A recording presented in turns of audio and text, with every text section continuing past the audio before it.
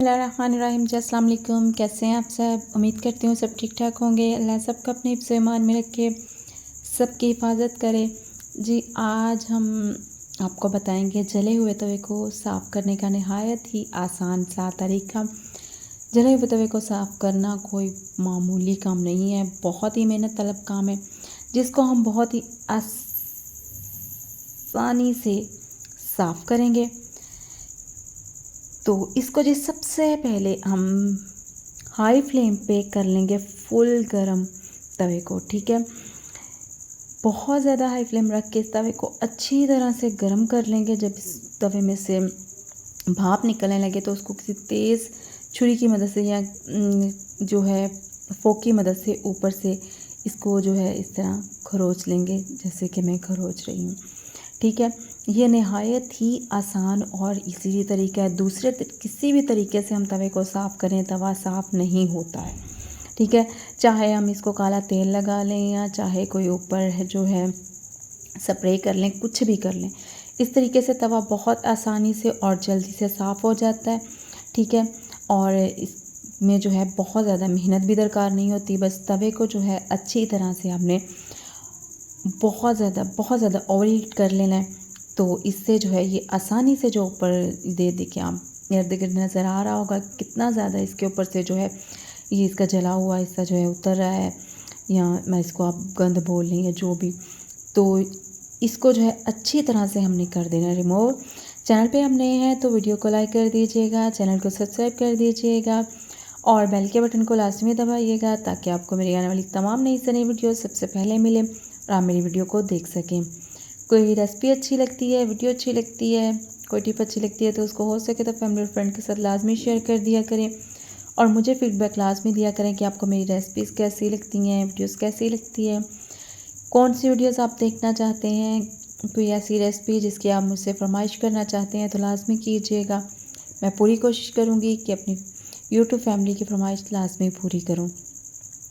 तो ये देखिए जी, साइडों से हमने इसको अच्छी तरह से साफ़ कर लिया।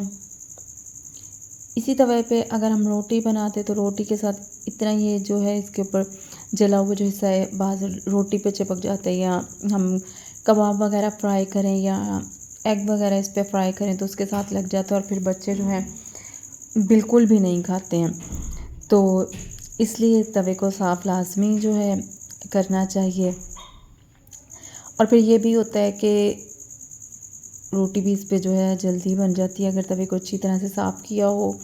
जल्दी गर्म हो जाता है तवा और आसानी से रोटी बन जाती है। अदरवाइज़ जो है तवे को गर्म होने पे इतना टाइम लगता है और फिर ये जो ऊपर जला हुआ हिस्सा होता है ये रोटी के साथ चिपक जाता है और वो बिल्कुल अच्छा नहीं लगता। तो ये देखिए कितनी आसानी से और आराम से ये जो है ऊपर से रिमूव हो रहा है, ठीक है। इसलिए बजाय इधर उधर की मेहनत करने के या पैसे वेस्ट करने के, अब ये आसान सा तरीका जो है घर पे कीजिए तो आपका तवा जो है झटपट में साफ़ सुथरा निकल आएगा, ठीक है। ये देखिए, बस इसको साफ़ करने का सबसे बेहतरीन तरीका और आसान तरीका बेशक यूट्यूब पे कहीं भी देख लीजिएगा, यही आपको मिलेगा, ठीक है। बग़ैर पैसे वेस्ट किए, ठीक है, और बग़ैर जो है मेहनत किए आराम से आप इसको घर में जो है साफ़ कर सकते हैं। बस इसको ओवर हीट करना है और आराम से इसको जो है साफ़ कर लेना है।